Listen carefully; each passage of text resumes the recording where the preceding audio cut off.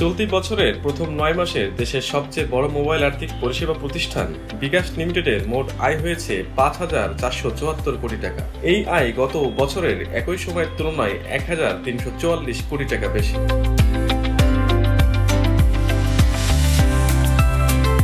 গত বছরের প্রথম ৯ মাসে বিকাশের গ্রস আয় হয়েছিল ৪,১৩০ কোটি টাকা।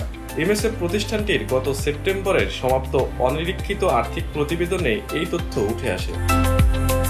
বিকাশের মাদার কোম্পানি ব্র্যাক ব্যাংক পিএলসির গত ২৩ অক্টোবর অনুষ্ঠিত পরিচালনা পর্ষদের এই সভায় আর্থিক প্রতিবেদনটি উঠে আসে, যা ব্র্যাক ব্যাংকের নিজস্ব ওয়েবসাইটে গত রোববার প্রকাশ করা হয়।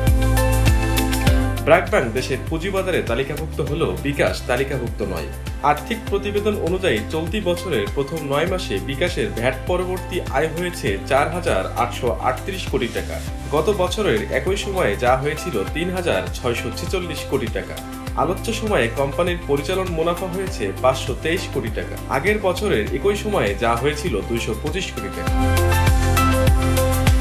চলতি বছরের ৯ মাসে এমএসএফ প্রতিষ্ঠানটির কর পরবর্তী নিট মুনাফা হয়েছে ৫০৫ কোটি টাকা।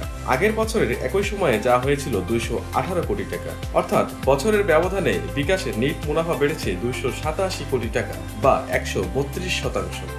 এদিকে চলতি বছরের জুলাই সেপ্টেম্বর ৩ মাসে বিকাশের মোট আয় হয়েছে ১,৮৪৩ কোটি টাকা।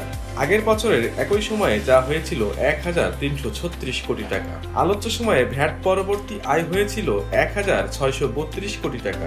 আগের বছরের একই সময়ে যা হয়েছিল ১,১৮৪ কোটি টাকা।